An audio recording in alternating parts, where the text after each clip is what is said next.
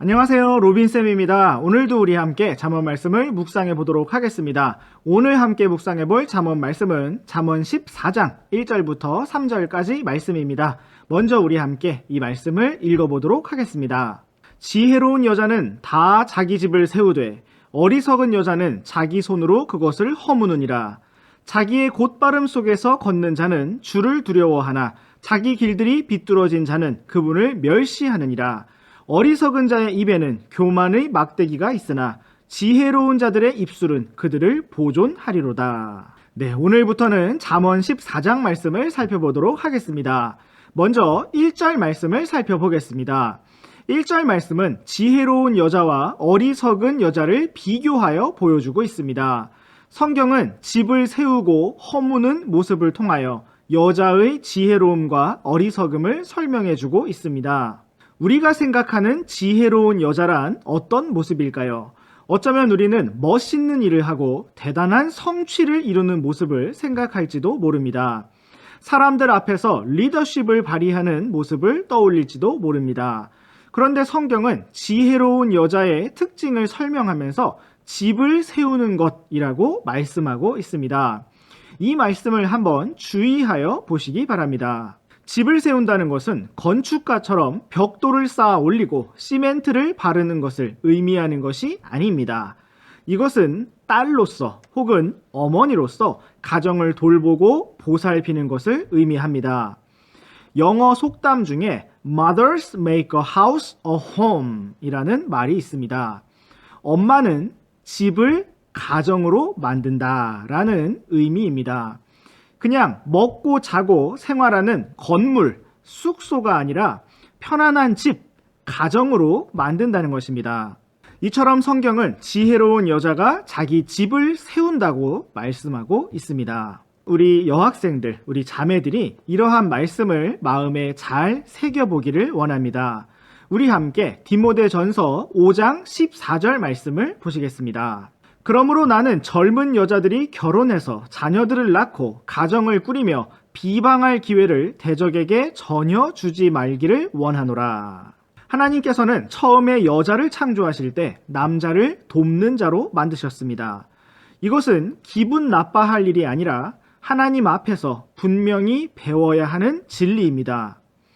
그러므로 우리 여학생들이 장차 자라나서 정말 믿음의 좋은 형제를 만나서 참으로 아름다운 가정을 꾸릴 수 있기를 간절히 원합니다. 돈이나 외모만을 바라보는 어리석은 기준으로 남편을 선택할 것이 아니라 참으로 여러분이 마음을 다해서 존경하고 순종하며 기꺼이 돕고 협력하면서 주님을 따를 만한 믿음의 형제를 선택하실 수 있기를 원합니다. 그리고 그 가정 안에서 남편과 자녀들을 든든히 세우는 지혜로운 자매들이 되시기를 바랍니다. 물론 우리 형제들도 마찬가지입니다. 그러한 지혜롭고 현숙한 자매를 아내로 얻을 수 있도록 더욱 믿음 안에서 전진하는 멋진 형제들이 되시기를 바랍니다. 이제 우리 다시 잠언 14장으로 돌아와서 2절과 3절 말씀을 연결하여 살펴보겠습니다.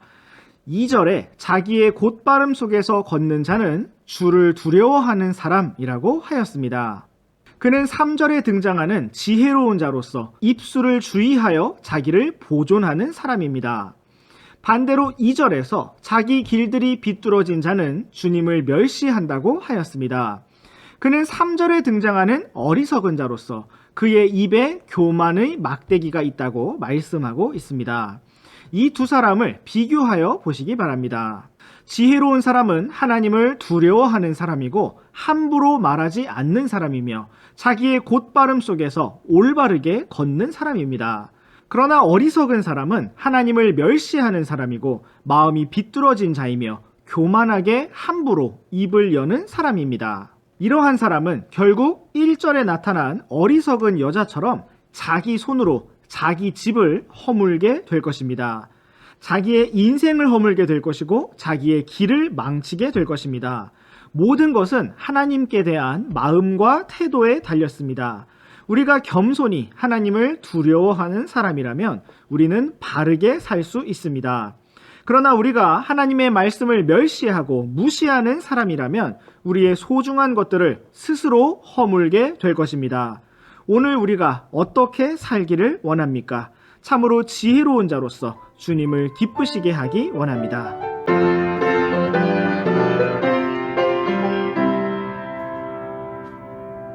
안녕하세요, 로빈쌤입니다. 오늘도 우리 함께 잠언 말씀을 묵상해 보도록 하겠습니다. 오늘 함께 묵상해 볼 잠언 말씀은 잠언 14장 4절부터 6절까지 말씀입니다. 먼저 우리 함께 이 말씀을 읽어보도록 하겠습니다. 소들이 없는 곳에는 구유가 깨끗하나 소의 힘으로 많은 소출을 얻느니라. 신실한 증인은 거짓말을 하지 아니하나 거짓 증인은 거짓말을 하리로다. 비웃는 자는 지혜를 구하여도 얻지 못하거니와 지식은 깨닫는 자에게 쉬우니라. 네, 오늘도 귀한 주님의 말씀을 살펴보기 원합니다. 먼저 4절 말씀부터 보시겠습니다. 소들이 없는 곳에는 구유가 깨끗하지만 소의 힘으로 많은 소출을 얻는다고 말씀하고 있습니다.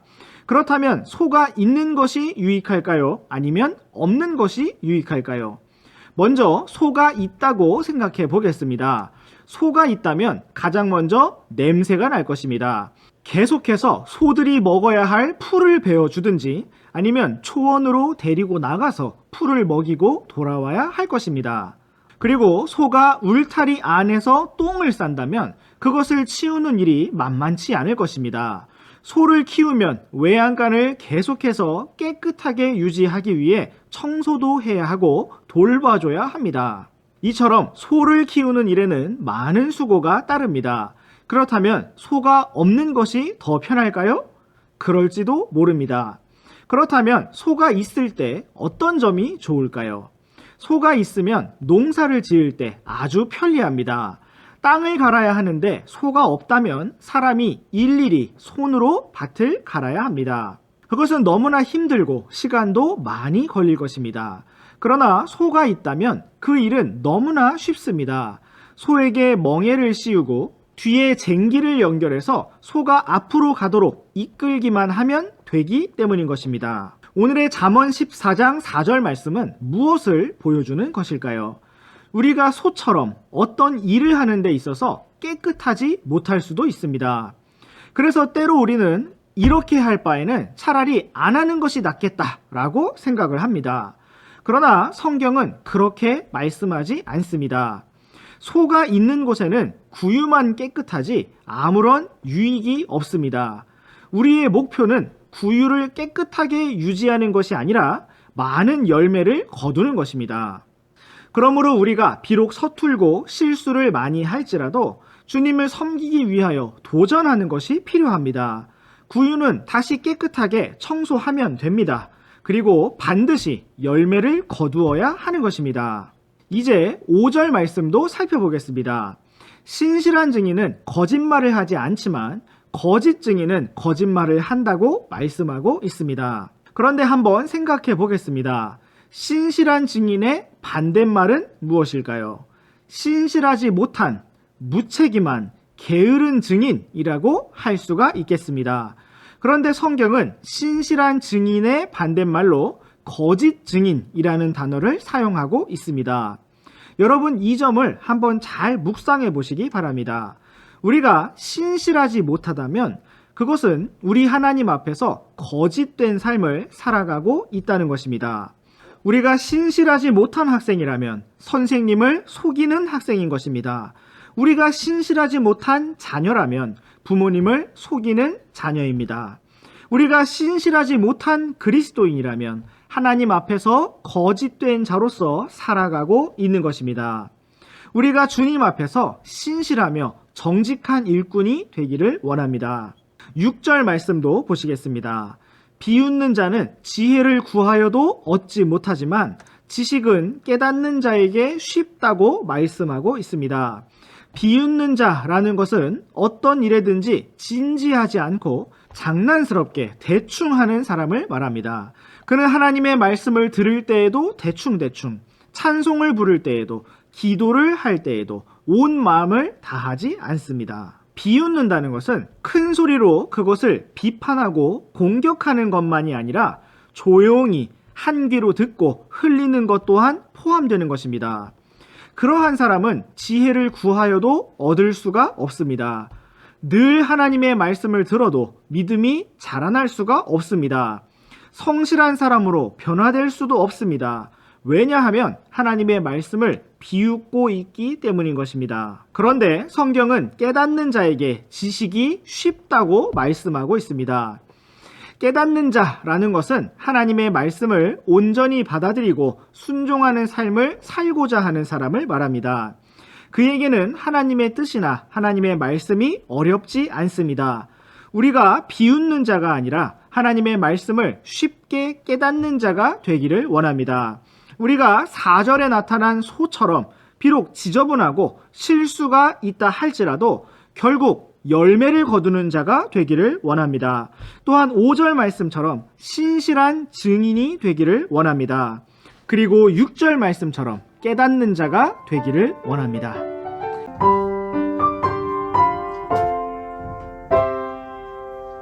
안녕하세요, 로빈쌤입니다. 오늘도 우리 함께 잠언 말씀을 묵상해 보도록 하겠습니다. 오늘 함께 묵상해 볼 잠언 말씀은 잠언 14장 7절부터 9절까지 말씀입니다.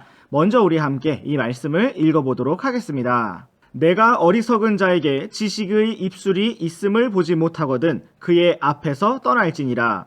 분별 있는 자의 지혜는 그의 길을 깨닫는 것이나 어리석은 자들의 어리석음은 속이는 것이니라. 어리석은 자들은 죄를 조롱하나 호의는 의로운 자들 가운데 있느니라. 오늘의 말씀에서 우리는 어리석은 자의 특징과 우리가 어리석은 자를 어떻게 대해야 할 것인지에 대하여 볼 수가 있습니다. 먼저 7절 말씀을 보시겠습니다. 성경은 우리가 어리석은 자에게 지식의 입술이 있는지 살펴보고 그것을 보지 못하거든 그의 앞에서 떠나라고 말씀하고 있습니다. 우리가 누군가와 만나서 대화를 하고 서로 이야기를 나누는데 그의 입에서 계속해서 어리석은 말이 나온다면 더 이상 교제하지 말고 떠나라는 것입니다. 우리는 때로 예의를 지키기 위해서 어리석은 말일지라도 인내를 가지고 들어주어야 할 필요도 있습니다. 그러나 그러한 경우가 아니라면 우리는 어리석은 자의 입에서 떠나야 합니다. 우리가 계속해서 어리석은 말을 듣게 된다면 우리 또한 어리석은 자가 될 것입니다. 하나님께서는 우리가 어떠한 친구를 사귀어야 할 것인지를 말씀해 주고 계시는 것입니다. 우리가 지혜로운 자가 되기를 원한다면 지혜로운 친구들과 함께 거해야 하는 것입니다. 지혜로운 친구란 하나님의 말씀 안에서 걷는 친구입니다. 여러분 모두 이러한 친구들과 동행하시기를 원하고 여러분 자신이 먼저 이러한 친구가 되시기를 바랍니다. 이제 8절 말씀을 보시겠습니다. 분별 있는 자의 지혜는 그의 길, 즉 자기 자신의 길을 깨닫는 것이라고 말씀하고 있습니다. 그러나 어리석은 자들의 어리석음은 속이는 것이라고 말씀하고 있습니다. 어리석은 자가 얼마나 어리석은가 하면 때로는 남들을 속일 뿐만 아니라 그 누구보다 자기 자신을 속이는 것입니다. 분별이 있는 자의 지혜는 남을 판단하는 것이 아님을 주의하여 보기를 원합니다. 분별 있는 자의 특징은 다른 사람이 무엇을 잘하고 못하고 특징이 무엇인지를 잘 분석하는 사람이 아닙니다. 성경은 분별 있는 자의 지혜가 자기 자신의 가는 길을 깨닫는 것이라고 말씀하고 있습니다. 우리에게 지혜가 필요한 이유가 무엇입니까? 남들이 무엇을 어떻게 하는지를 상관하고 참견하기 위해서가 아닙니다.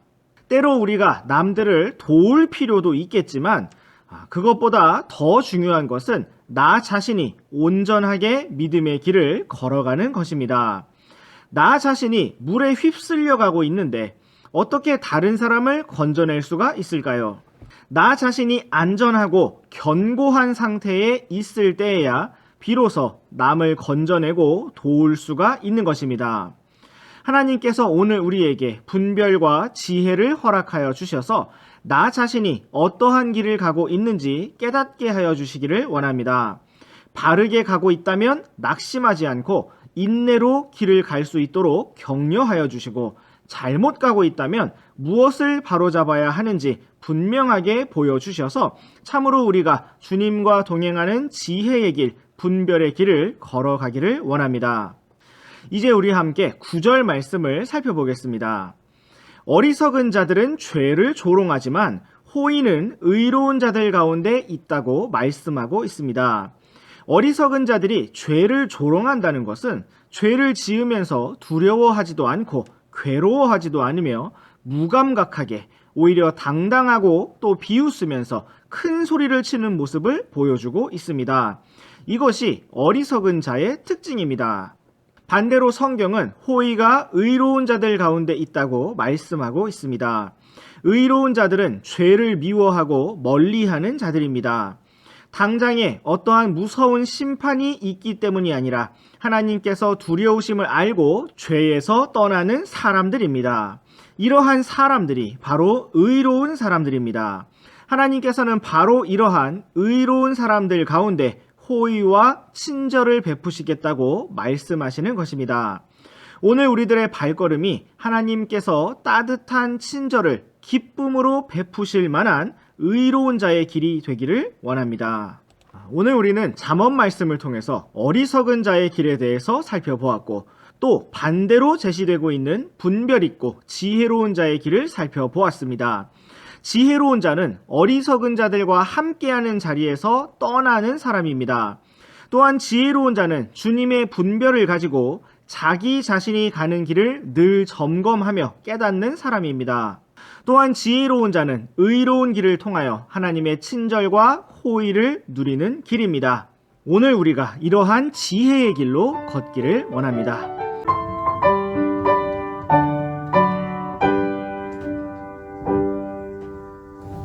안녕하세요, 로빈쌤입니다. 오늘도 우리와 함께 잠언 말씀을 묵상해 보도록 하겠습니다. 오늘 함께 묵상해 볼 잠언 말씀은 잠언 14장 10절부터 14절까지 말씀입니다. 먼저 우리 함께 이 말씀을 읽어보도록 하겠습니다. 마음이 마음의 쓰라림을 알며 낯선 자는 마음의 기쁨과 상관하지 못하느니라.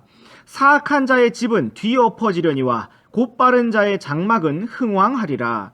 어떤 길은 사람이 보기에 오르나 그것의 끝은 사망의 길들이니라. 심지어 웃을 때에도 마음의 슬픔이 있고 그 희락의 끝은 근심이니라. 마음이 타락한 자는 자기 자신의 길들로 채워지려니와 선한 사람은 자신으로부터 만족을 얻으리라.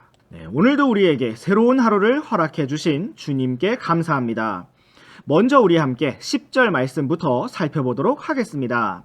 10절 말씀에서는 다른 사람의 마음을 이해하는 것에 대하여 말씀하고 있습니다. 마음이 마음의 쓰라림을 안다고 말씀하고 있고 또 낯선 사람은 마음의 기쁨과 상관할 수가 없다고 말씀하고 있습니다. 우리가 다른 사람의 마음속에 있는 쓰라림을 어떻게 공감하고 어떻게 알 수가 있을까요? 그것은 머리로는 불가능하고 오직 마음으로만 가능합니다. 또한 다른 사람의 기쁨도 우리가 낯선 자라면 상관할 수가 없습니다. 정말 친밀한 친구라야만 그 기쁨에 동참할 수가 있는 것입니다. 우리가 같은 학교의 친구나 선후배라고 해서 항상 다른 사람의 기쁨에 동참할 수 있지는 않습니다. 하나님께서 우리에게 넓은 마음을 주셔서 형제 자매의 기쁨과 슬픔을 모두 함께 알 수 있기를 원합니다. 또한 우리와 함께 11절 말씀도 보시겠습니다. 사악한 자의 집은 뒤엎어질 것이고 곧바른 자의 장막은 흥왕할 것이라고 말씀하고 있습니다. 언제 이렇게 될까요? 최종적으로 하나님께서 모든 것을 심판하시는 날에 그렇게 될 것입니다. 여기서 사악한 자의 집이라고 한 말씀과 곧바른 자의 장막이라고 한 말씀을 주의해서 보시기 바랍니다. 사악한 자는 어느 순간까지 좋은 집에 살 수도 있습니다. 그리고 곧바른 자는 어느 순간까지 장막집에 살 수가 있습니다. 집이라는 것은 적어도 나무나 흙이나 벽돌로 만들어진 건물을 말합니다. 그러나 장막이라는 것은 천으로 만들어진 텐트를 말하는 것입니다. 비록 어느 순간까지는 이렇게 사악한 자의 집이 좋아 보일 수가 있습니다. 그러나 하나님께서 모든 것을 공평하게 심판하시는 날에 모든 것이 정확히 갚아지게 될 것입니다. 사악한 자의 집은 뒤엎어질 것이고 곧바른 자의 장막은 흥왕하게 될 것입니다. 우리가 오늘도 그날을 바라보면서 곧 바른 자의 길을 걷기를 원합니다. 우리 함께 12절 말씀도 살펴보겠습니다. 이 말씀은 성경에서 정말 유명하게 잘 알려진 구절 중에 하나입니다. 어떤 길은 사람이 보기에 옳지만 그것의 끝은 사망의 길들이라는 것입니다. 사람들이 잘못된 선택을 하고 잘못된 길을 가는 이유가 무엇일까요? 그 순간에는 그 길이 옳게 보이기 때문입니다. 사람들은 왜 가족이 말리고 친구들이 말리는 길을 고집스럽게 선택할까요? 그 길이 옳게 보이기 때문입니다. 그러나 성경은 사람에게 옳게 보이는 길이 끝에는 사망의 길들이라고 말씀하고 있습니다. 그러므로 우리에게 지혜가 필요합니다. 하나님의 은혜와 긍휼이 필요합니다. 우리가 우리 눈에 보기에 옳은 길을 선택하는 것이 아니라 오직 하나님의 뜻을 선택할 수 있기를 원합니다. 이제 우리 함께 13절도 보시겠습니다. 심지어 웃을 때에도 마음에는 슬픔이 있을 수가 있고 때로는 희락을 가지지만 그 끝이 근심이라고 말씀하고 있습니다. 그러므로 10절 말씀처럼 마음의 쓰라림은 오직 마음으로만 알 수가 있고 기쁨 역시도 친밀한 사람만이 알 수가 있는 것입니다. 11절 말씀처럼 사악한 자가 아무리 잘 되더라도 결국에는 뒤엎어질 것이기 때문에 희락의 끝은 근심이 될 수가 있습니다.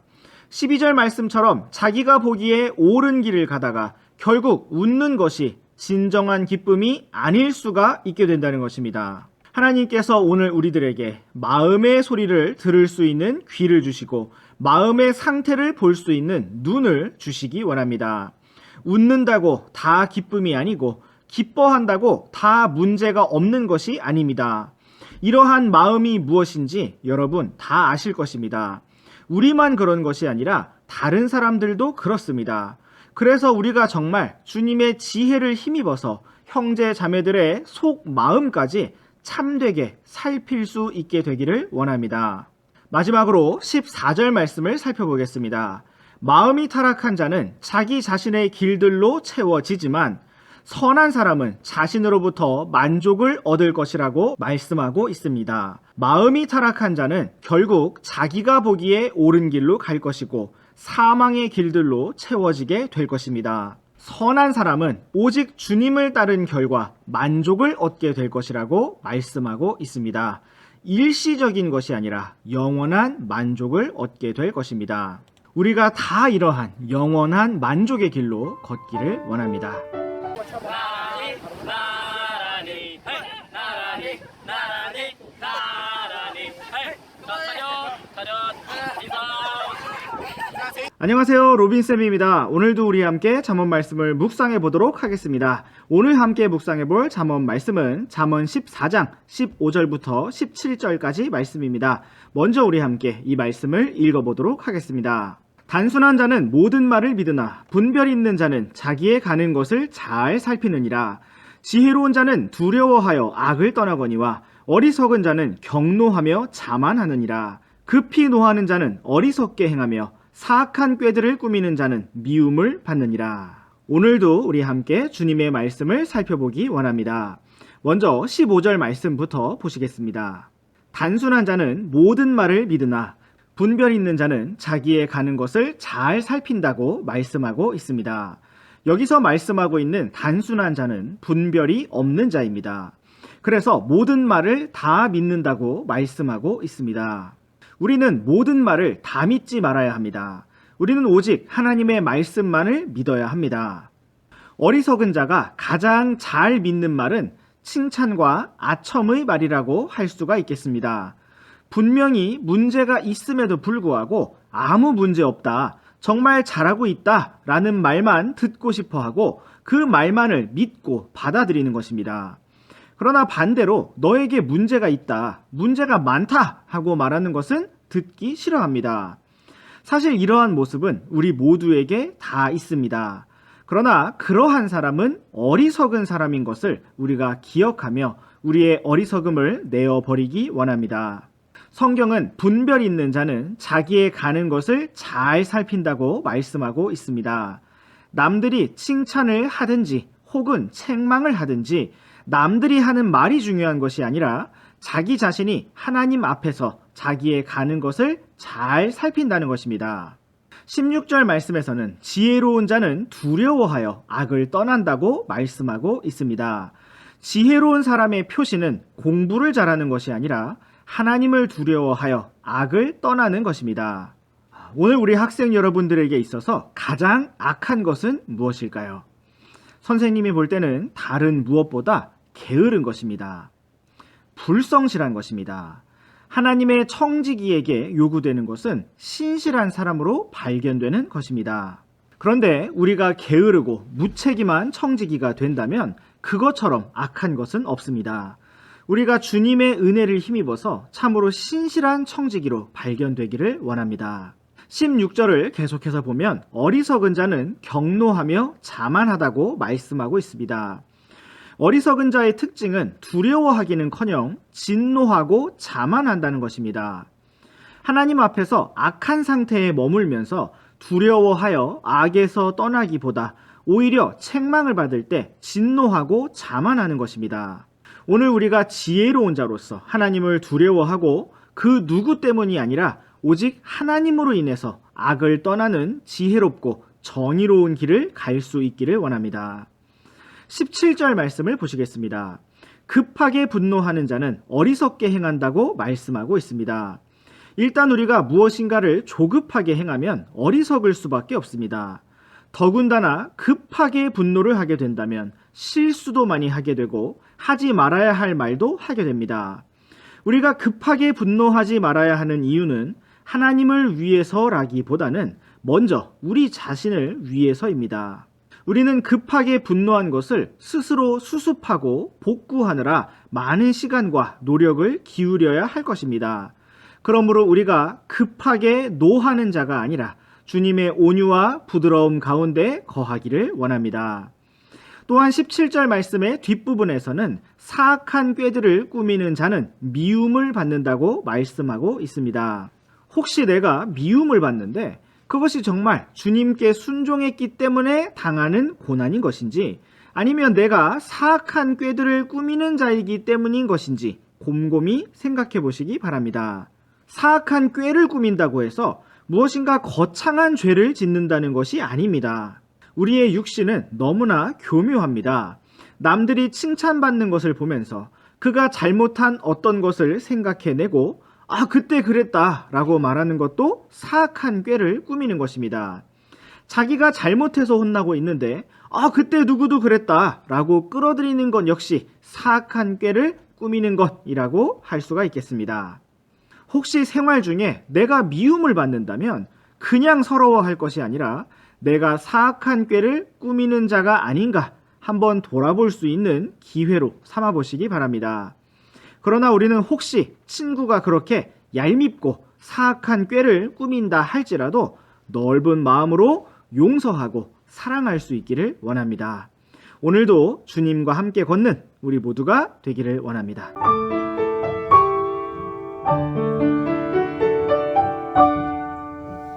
안녕하세요, 로빈쌤입니다. 오늘도 우리 함께 잠언 말씀을 묵상해 보도록 하겠습니다. 오늘 함께 묵상해 볼 잠언 말씀은 잠언 14장 18절부터 21절까지 말씀입니다. 먼저 우리 함께 이 말씀을 읽어보도록 하겠습니다. 단순한 자는 어리석음을 상속하거니와 분별 있는 자는 지식으로 관을 쓰느니라.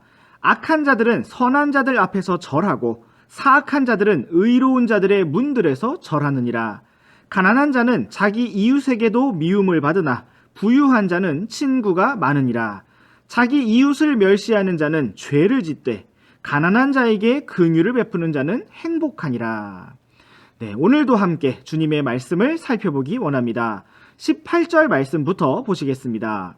단순한 자는 어리석음을 상속한다고 말씀하고 있습니다. 상속한다는 것은 조상으로서 후손에게 물려주는 것을 말합니다. 자녀가 부모님으로부터 모든 좋은 것들을 다 받아야 할 텐데 단순한 자는 그 중에 어리석음을 상속받게 된다는 것입니다. 또한 단순한 자가 자녀에게 줄 수 있는 것은 어리석음뿐이라는 것입니다. 오늘 우리가 어리석은 삶을 산다면 나중에 우리 학생 여러분의 자녀들에게 무엇을 물려주고 상속할 수가 있겠습니까? 안타깝게도 어리석음 외에는 줄 것이 없게 될 것입니다. 그러한 일이 벌어지지 않기 위해서라도 오늘 우리가 믿음으로 주님과 동행하면서 지혜의 길을 걷기를 원합니다. 또한 18절 말씀의 뒷부분을 보면 분별이 있는 자는 지식으로 관을 쓴다고 말씀하고 있습니다. 분별이 있는 자는 부모님으로부터 좋은 것을 상속받는다는 의미입니다. 사랑하는 학생 여러분, 세상에 완전한 사람은 없습니다. 부모님도 선생님도 실수를 하는 사람입니다. 그러나 분별 있는 사람은 부족한 부모님과 선생님으로부터 잘 배워서 지식으로 관을 쓰는 사람입니다. 어리석은 사람은 자기의 환경을 탓합니다. 부모님을 탓하고 선생님을 탓하고 친구들을 탓합니다. 그러나 그것은 그가 어리석은 사람이기 때문입니다. 지혜로운 사람은 그보다 훨씬 더 어려운 환경 속에서 아름다운 꽃을 피우고 열매를 맺는 것을 보게 됩니다. 요셉이나 에스더나 다니엘이나 우리는 성경 속에서 그러한 믿음의 사람들을 발견할 수가 있습니다. 사랑하는 학생 여러분, 단순한 자로서 어리석음을 상속하시겠습니까? 아니면 분별이 있는 자로서 지식을 관으로 쓰시겠습니까? 중요한 것은 우리의 마음입니다. 주님께서 우리의 마음을 붙들어 주시기 원합니다. 19절 말씀을 보시겠습니다. 악한 자들은 선한 자들 앞에서 절하고 사악한 자들은 의로운 자들의 문들에서 절한다고 말씀하고 있습니다. 물론 오늘날은 그 반대일 수 있습니다. 그러나 이 일은 반드시 주님께서 이 세상을 심판하실 그 날에 일어나게 될 것입니다. 우리가 이러한 하나님의 말씀을 믿고 오늘 기쁘게 낮아지고 겸손의 길을 걸어가기를 원합니다. 20절 말씀도 보시겠습니다. 가난한 자는 자기 이웃에게도 미움을 받고 부유한 자는 친구가 많다고 말씀하고 있습니다. 이 말씀은 일반적인 이치를 말하는 것입니다. 세상에서 친구를 사귀는 가장 좋은 방법 중 하나는 부자가 되는 것입니다. 사람들은 부자와 친구가 되려고 합니다. 왜냐하면 옆에서 무엇이라도 유익을 얻을 수 있을 것 같다고 생각하기 때문입니다. 우리가 만약 세상에서 친구를 많이 사귀고 싶다면 부자가 되면 됩니다. 그러나 만약 그 부자가 갑자기 가난해지면 어떻게 될까요? 그 친구들은 모두 떠나가 버리고 말 것입니다. 진정한 우정의 친구가 그에게 얼마나 남게 될까요?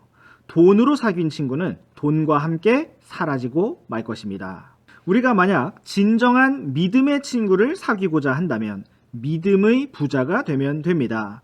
믿음에서 부유한 자는 좋은 믿음의 친구들을 얻게 될 것입니다. 마찬가지로 이 사람이 믿음을 버리고 믿음에서 떠나게 된다면 믿음의 친구들 역시 잃어버리게 될 것입니다. 그러나 끝까지 믿음의 길을 신실하게 걸어간다면 믿음의 친구들 역시 끝까지 함께 갈 수가 있을 것입니다. 여러분은 돈으로 사귄 세상 친구들을 원하십니까? 아니면 믿음으로 사귄 주님 안에서의 친구들을 원하십니까? 이제 마지막으로 21절 말씀을 보시겠습니다. 자기 이웃을 멸시하는 자는 죄를 짓되 가난한 자에게 긍휼을 베푸는 자는 행복하다고 말씀하고 있습니다. 옆에 친구가 무엇이 부족하다고 무시하고 함부로 대하는 것은 죄를 짓는 것입니다. 그러나 가난하고 부족한 친구에게 긍휼을 베풀면 행복하다고 말씀하고 있습니다. 우리 예수님께서 가난하고 헐벗은 우리를 먼저 사랑하시고 친구가 되어 주셨습니다. 이처럼 우리도 서로에게 긍휼을 베풀고 사랑하며 섬기기를 원합니다.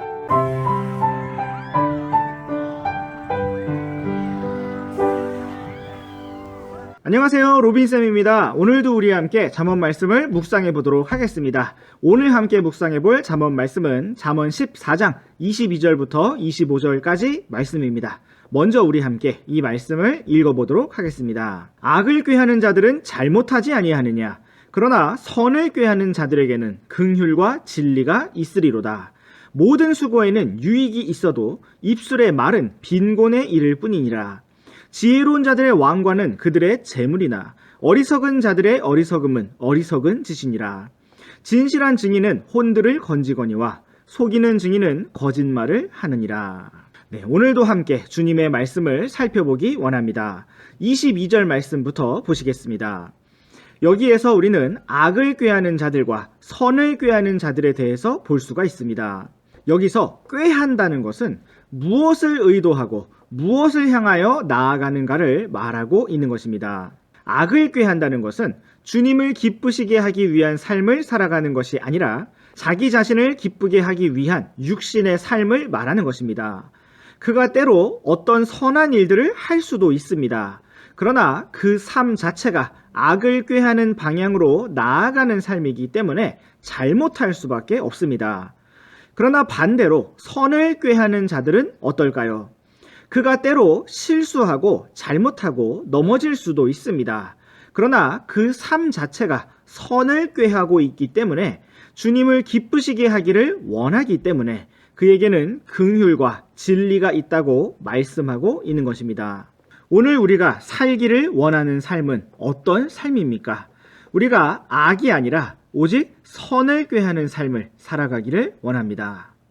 이제 23절 말씀을 보시겠습니다.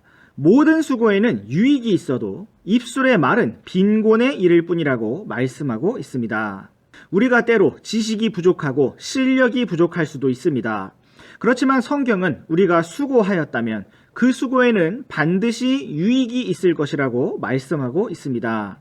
당장에는 노력한 만큼 결과가 나오지 않을 수도 있지만 하나님께서 우리가 믿음으로 주님을 기쁘시게 하기 위하여 순종하며 수고한 것을 반드시 보상하시고 갚아주실 것이기 때문에 정말 유익이 있을 것입니다. 그러나 입술의 말은 빈곤에 이를 뿐이라고 말씀하고 있습니다. 이것은 실제로 행동하지 않고 말로만 하는 것이 얼마나 쓸모없는가를 보여주고 있습니다. 우리는 말만 하는 사람이 되지 말아야 합니다. 말이 아닌 실제 행동으로, 실제 삶으로 주님을 기쁘시게 하고 열심히 수고하는 오늘 하루가 되기를 원합니다. 이제 24절을 보시겠습니다. 지혜로운 자들의 왕관은 그들의 재물이지만 어리석은 자들의 어리석음은 어리석은 짓이라고 말씀하고 있습니다.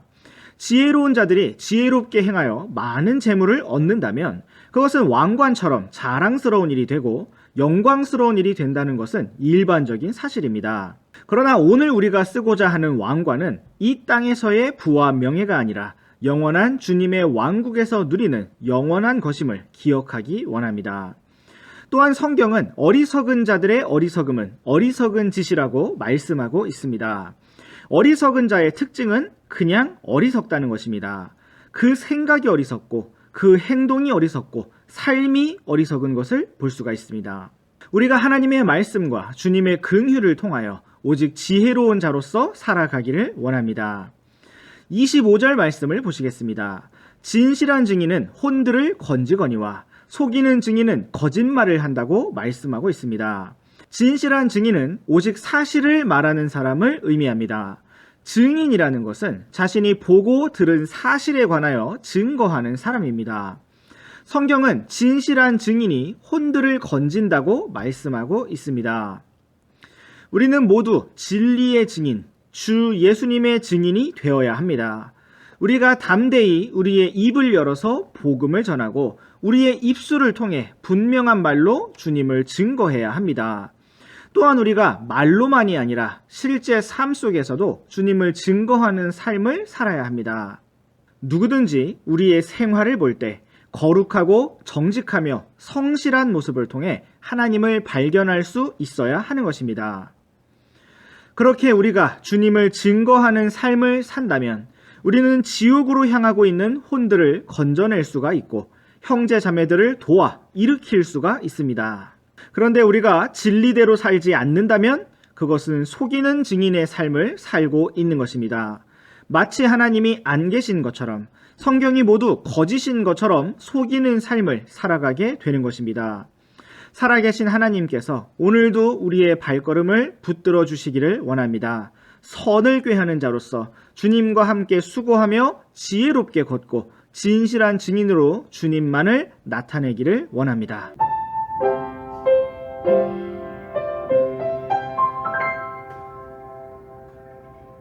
안녕하세요. 로빈쌤입니다. 오늘도 우리 함께 잠언 말씀을 묵상해 보도록 하겠습니다. 오늘 함께 묵상해 볼 잠언 말씀은 잠언 14장 26절부터 28절까지 말씀입니다. 먼저 우리 함께 이 말씀을 읽어보도록 하겠습니다. 주의 두려움 속에 강한 확신이 있나니 그분의 자녀들에게는 피난처가 있으리라. 주를 두려워하는 것은 생명샘이라 사망의 올무들에서 벗어나게 하느니라. 백성이 많은 것은 왕의 영예이나 백성이 적은 것은 통치자의 멸망이니라. 살아계신 하나님께서 오늘 우리에게 말씀해 주시기를 원합니다. 26절 말씀에서는 주의 두려움 속에 강한 확신이 있다고 말씀하고 있습니다. 주의 두려움이라는 것은 주님께서 두려워하신다는 말씀이 아니라 우리가 주님을 두려워하는 것을 말합니다. 흥미로운 것은 주님을 두려워하는 것 안에서 우리가 강한 확신을 가질 수가 있다는 것입니다. 우리가 무엇인가를 두려워하면 그 무엇을 제대로 알 수가 없을 것 같습니다. 그런데 주님을 두려워하는 것은 조금 종류가 다릅니다. 주님을 두려워할 때 우리는 우리가 어떤 길을 가야 할 것인지 오히려 분명히 알게 되고 또 강하게 확신할 수가 있게 된다는 것입니다. 성경은 또한 그분의 자녀들에게 피난처가 있을 것이라고 말씀하고 있습니다. 주님을 두려워하는 주님의 자녀들에게는 언제나 안전한 피난처가 있을 것입니다. 왜냐하면 주님께서 가장 강하시고 그 어떤 고난이 와도 주님께 피할 수가 있기 때문인 것입니다. 그러나 우리가 하나님께 징계를 받고 심판을 받게 된다면 피할 길이 없을 것입니다. 그러나 우리가 주님을 두려워하는 가운데 거한다면 우리에게는 언제나 강한 확신과 확실한 피난처가 있게 될 것입니다. 또한 27절 말씀을 살펴보겠습니다. 주를 두려워하는 것은 생명샘이기 때문에 사망의 올무들에서 벗어나게 한다고 말씀하고 있습니다. 이 말씀은 우리에게 동일하게 주님을 두려워하는 것이 얼마나 중요한 것인지 보여주고 있습니다. 주님을 두려워하는 것은 늘 새롭게 솟아나는 생명의 샘과 같습니다. 우리의 삶 속에 있는 여러 가지 크고 작은 어려움과 함정과 사망의 올무들에서 벗어나게 해준다는 것입니다. 우리 함께 잠언 29장 25절 말씀을 보시겠습니다. 사람을 두려워하면 올무에 걸리려니와 누구든지 주를 신뢰하는 자는 안전하리라. 사람을 두려워한다는 것은 사람의 눈치를 살피면서 살아가는 것을 말합니다. 우리가 다른 사람을 배려할 수는 있지만 두려워할 필요는 없습니다. 우리가 다른 사람을 존중할 수는 있지만 두려워하지는 말아야 합니다. 우리가 무엇을 하거나 안 하는 동기와 목적이 다른 사람이 두려워서가 되어서는 안 된다는 것입니다. 옛날에 당나귀를 팔러 가는 아버지와 아들의 이야기를 다 아실 것입니다.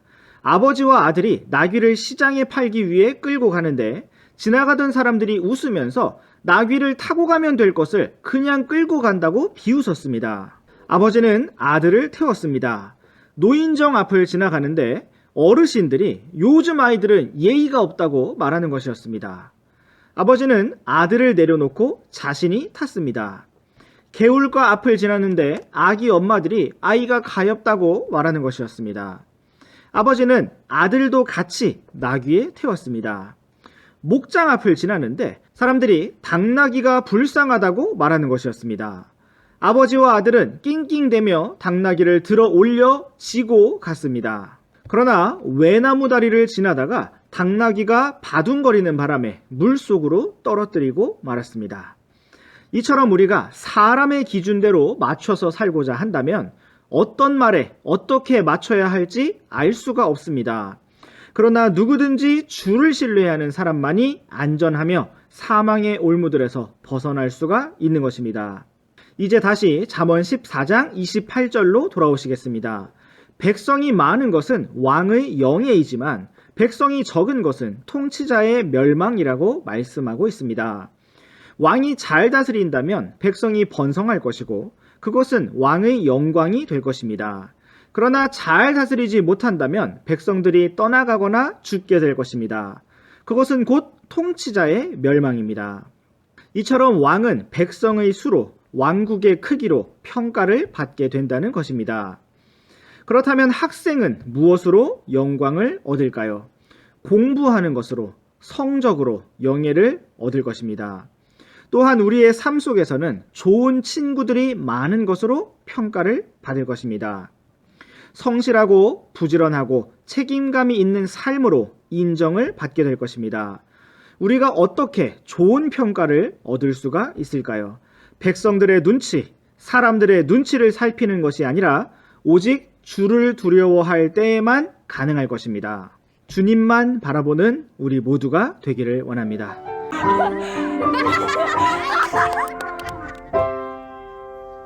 안녕하세요, 로빈쌤입니다. 오늘도 우리 함께 잠언 말씀을 묵상해 보도록 하겠습니다. 오늘 함께 묵상해 볼 잠언 말씀은 잠언 14장 29절과 30절 말씀입니다. 먼저 우리 함께 이 말씀을 읽어보도록 하겠습니다. 진노하기를 더디하는 자는 큰 명철이 있으나 영이 조급한 자는 어리석음을 높이느니라. 건전한 마음은 육체의 생명이나 시기는 뼈를 썩게 하는 것이니라. 네, 오늘도 주님의 귀한 말씀을 살펴보기 원합니다. 먼저 29절부터 살펴보도록 하겠습니다. 진노하기를 더디하는 자는 큰 명철이 있다고 말씀하고 있습니다. 반대로 영이 조급한 자는 어리석음을 높인다고 말씀하고 있습니다. 영이 조급한 사람은 쉽게 진노하게 되고 어리석음을 높이게 되는 것입니다. 그러나 지혜로운 자, 큰 명철을 가진 자는 조급하게 진노하지 않고 부드럽고 온유하게 걸어가는 사람입니다. 우리는 이 세상을 살아가면서 진노를 품고 화를 내게 되는 많은 일들을 경험하게 됩니다. 그러나 우리는 오늘의 말씀과 같이 조급하게 진노하지 않기를 배워야 합니다. 이 세상에는 우리가 진노를 한다고 해서 해결되지 않는 일들이 너무나도 많습니다. 선생님은 운전을 하다가 차가 막힐 때 화가 나기도 하는데 화를 낸다고 해서 길이 갑자기 열리지 않습니다. 우리가 어떤 일에 화를 낸다고 해서 문제가 해결되지 않는 것입니다. 화를 내면 오히려 쉽게 될 수 있는 일도 더 어려워지는 것을 볼 수가 있습니다. 우리가 축구 시합을 하는데 처음에 2골을 먹혔다 하더라도 차분하게 시합을 풀어가면서 충분히 역전할 수도 있습니다. 그러나 화를 내고 같은 팀 친구들끼리 서로 비난을 하게 되면 절대로 이길 수가 없는 것입니다. 쉽게 진노하는 사람은 결코 지혜로운 사람이 아닙니다. 우리 함께 야고보서 1장 20절 말씀을 보시겠습니다. 사람의 진노가 하나님의 의를 이루지 못하느니라. 이처럼 사람의 진노는 하나님의 의를 이루지 못하고 오히려 방해가 되는 것을 볼 수가 있습니다. 그런데 우리는 성경에서 하나님의 진노에 대해서도 발견할 수가 있습니다. 하나님께서는 죄에 대하여 진노하시는 분이십니다. 우리도 때로 진노를 표현해야 할 때도 있습니다. 가령 선생님은 학생들이 무엇인가를 잘못하였을 때 그것이 얼마나 큰 문제인지 알려주기 위해서 크게 소리를 내야 할 때도 있습니다. 또 집에서는 부모님으로서 자녀들에게 그것이 얼마나 큰 잘못인지를 알려주기 위해서 화를 낼 때도 있다는 것입니다. 그러나 이렇게 화를 내는 것은 미움과는 다릅니다. 단순히 기분이 나빠서 화를 표현하는 것이 아닙니다. 하나님께서 죄에 대하여 진노하시는 것처럼 우리도 때로는 주님의 의로운 분노를 가지게 될 때도 있는 것입니다. 그럼에도 불구하고 성경은 진노하기를 더디하는 자에게 큰 명철이 있고 조급하게 화를 내는 자는 어리석다고 말씀하고 있음을 우리가 기억하기 원합니다. 이제 다시 잠언 14장 말씀으로 돌아와서 30절 말씀 살펴보도록 하겠습니다. 건전한 마음은 육체의 생명이나 시기는 뼈를 썩게 한다고 말씀하고 있습니다. 세상 사람들도 마음이 건강하면 육체가 건강하다는 말을 합니다. 이것은 그만큼 일반적으로 알려진 사실이라고 할 수가 있습니다. 성경은 건전한 마음이 육체의 생명이라고 말씀하고 있습니다. 우리가 따뜻하고 밝고 건전한 마음을 가진다면 우리의 몸 또한 활기차고 건강할 수가 있습니다. 그러나 우리가 어둡고 차가운 마음을 가진다면 우리의 몸 또한 건강하지 못하게 될 것입니다.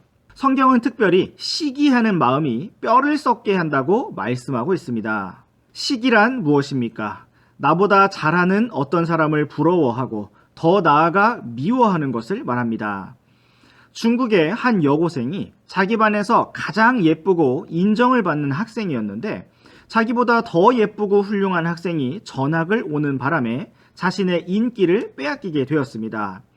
그러자 그 학생은 독극물을 가지고 와서 전학생의 얼굴에 뿌렸다고 합니다. 그 학생은 나중에 경찰 수사를 받으면서 시기하는 마음이 들어서 그랬다고 말했습니다. 이처럼 시기심은 마음을 썩게 만들고 인생을 망하게 만드는 무서운 병입니다. 공평하신 하나님께서는 우리 각 사람에게 딱 알맞은 부족함과 풍요함을 허락해 주셨습니다. 중요한 것은 우리가 건전한 마음으로 각자에게 주신 선물을 감사하고 그것을 가지고 서로 돕고 섬기며 다 함께 주님을 찬양하는 것입니다. 오늘도 우리 모두가 주님만 기쁘시게 하는 귀한 하루를 보내기 원합니다.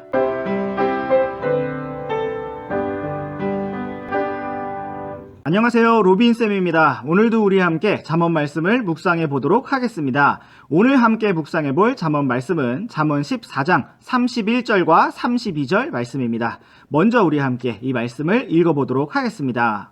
가난한 사람을 학대하는 자는 그를 만드신 분을 모욕하되 그분을 공경하는 자는 가난한 사람에게 긍휼을 베푸느니라.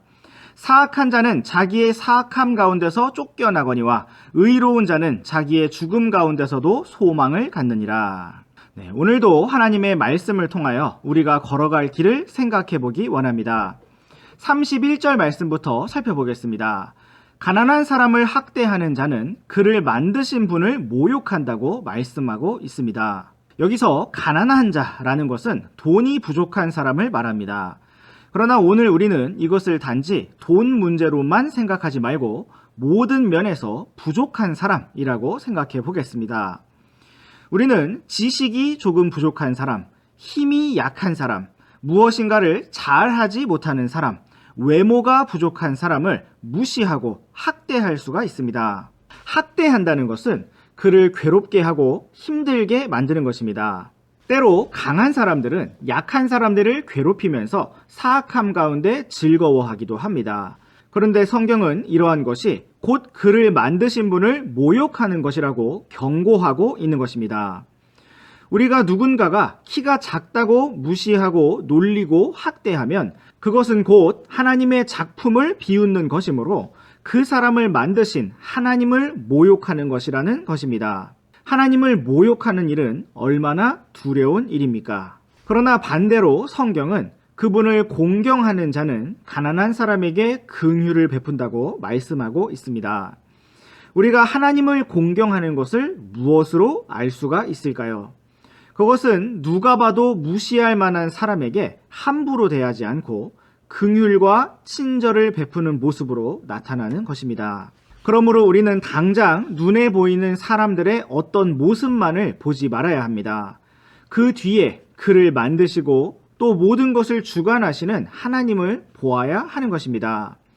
주님께서 우리에게 겸손하고 따뜻한 마음을 주셔서 모든 사람을 사랑하고 섬길 수 있도록 우리의 발걸음을 인도하여 주시기를 원합니다.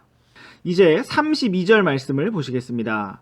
사악한 자는 자기의 사악함 가운데서 쫓겨날 것이지만 의로운 자는 죽음 가운데서도 소망을 갖는다고 말씀하고 있습니다.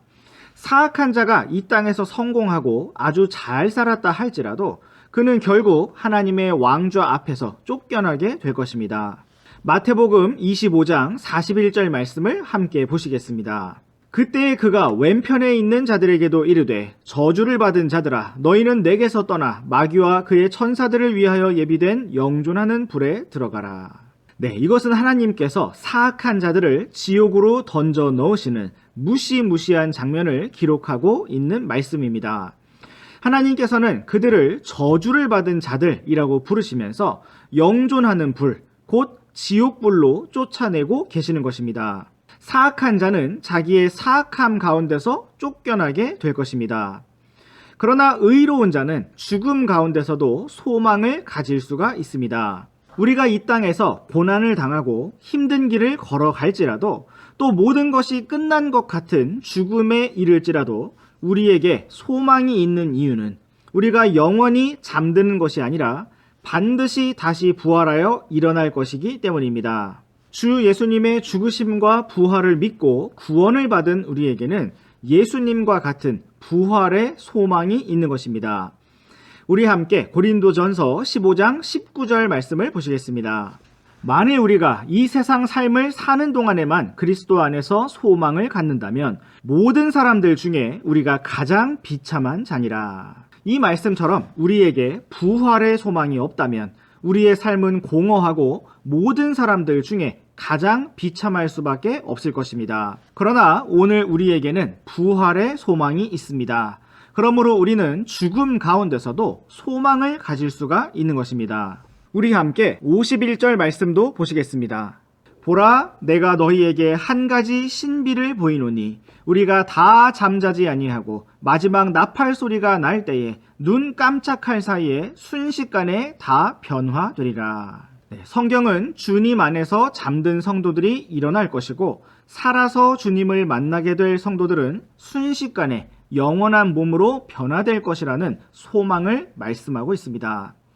오늘도 우리가 이러한 하늘의 소망을 바라보면서 믿음의 길을 힘차게 전진하여 걸어가기를 원합니다.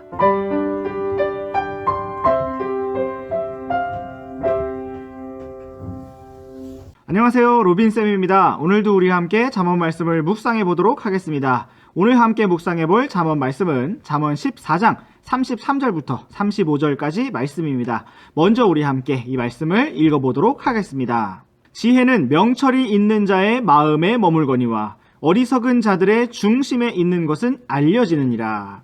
의는 한 민족을 높이거니와 죄는 어느 백성에게나 수치거리가 되느니라.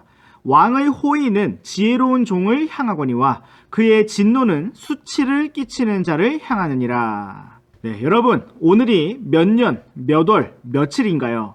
오늘의 묵상은 가장 먼저 2015년 5월 1일에 CCA 학생들에게 아침 예배에서 전해진 것입니다. 그리고 저는 현재 2월 5일 저녁에 이 영상을 촬영하고 있고 2월 12일 오전 9시에 공개가 되도록 예약 업로드 될 예정입니다. 여러분, 지금 이 영상을 보고 계신 날짜는 언제일까요? 날마다 하루하루를 보낼 때마다 시간이 참 빠르다는 생각을 합니다. 오늘도 주님께서 주신 귀한 시간들을 의미 있게 보낼 수 있기를 원하고 오늘도 함께 주님의 귀한 말씀을 살펴보기 원합니다. 먼저 33절 말씀부터 보시겠습니다. 지혜는 명철이 있는 자의 마음에 머문다고 말씀하고 있습니다. 그러나 어리석은 자들의 마음 속에 있는 것은 알려진다고 말씀하고 있습니다. 우리는 여기에서 또 다시 한번 지혜가 머리에 머무는 것이 아니라 마음에 머무른다고 하는 말씀을 볼 수가 있습니다. 지혜는 명철이 있는 자의 마음에 머무르는 것입니다.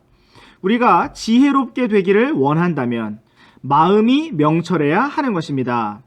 명철이란 무엇입니까? 우리 잠시 욥기 28장 28절을 보시겠습니다. 또 사람에게 이르시기를 보라, 주를 두려워하는 것이 곧 지혜요 악에서 떠나는 것이 명철이니라 하셨느니라 하니라. 네, 성경은 주를 두려워하는 것이 지혜이며 악에서 떠나는 것이 명철이라고 말씀하고 있습니다. 지혜는 악에서 떠나는 마음 속에 머무른다는 것입니다. 다시 잠언 14장 30절로 돌아와서 뒷부분의 말씀도 생각해 보겠습니다. 어리석은 자들의 중심에 있는 것은 알려진다고 말씀하고 있습니다. 여기서 어리석은 자들의 중심에 있는 것이 알려진다는 말씀은 사람들 앞에서 공개적으로 어리석음이 드러나게 된다는 것을 의미하고 있는 것입니다. 이것은 또한 수치와 부끄러움으로 이어지게 될 것입니다.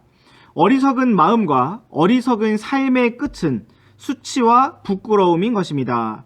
그러나 지혜와 명철의 끝은 영광과 존귀가 될 것입니다. 34절 말씀도 살펴보시겠습니다. 의는 한 민족을 높이지만 죄는 어느 백성에게나 수치가 된다고 말씀하고 있습니다. 의 또는 죄는 한 사람에게만 영향을 미치는 것이 아니라 한 민족, 큰 백성에게도 영향을 미치는 것을 볼 수가 있습니다. 의의 결과는 높아지는 것이고 영광과 존귀를 얻는 것이지만 죄의 결과는 부끄러움과 수치가 될 것입니다. 의라는 것은 지혜와 명철의 삶을 말하는 것이고 죄라는 것은 어리석은 육신의 삶을 말하는 것입니다. 우리가 의를 따르고 지혜와 명철의 삶을 살아간다면 주님께서 우리를 높이실 것이고 영원히 높이실 것입니다. 그러나 우리가 죄를 따르고 어리석은 삶을 살아간다면 우리는 이 땅에서만 낮아지는 것이 아니라 영원한 왕국에서도 낮은 지위를 얻을 수밖에 없을 것입니다. 우리에게 날마다 죄의 유혹이 있고 순간순간 육신의 길을 따르고자 하는 마음이 들지만 우리가 포기하지 않고 오직 주님만을 따라가기를 원합니다. 그래서 주님이 다시 오시는 그날 영광 가운데 높아지는 우리 모두가 되기를 원합니다.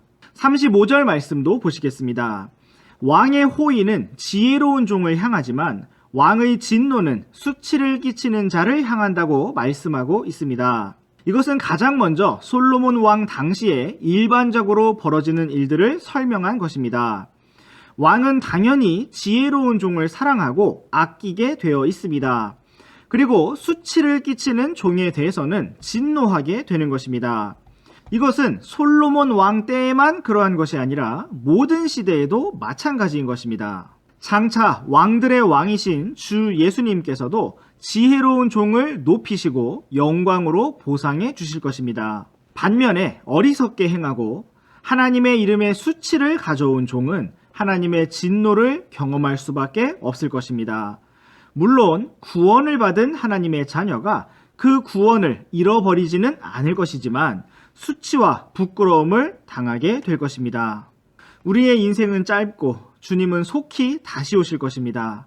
오늘 우리가 어떠한 삶을 사느냐에 따라 우리가 얼마나 높아지고 영광을 얻을 것인가 하는 사실이 달라질 것입니다.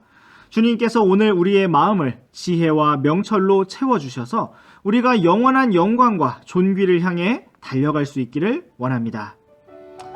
네, 오늘의 잠언 묵상은 여기까지입니다. 우리 다음 시간에도 계속해서 잠언 말씀 묵상해 보도록 하겠습니다. 그럼 안녕!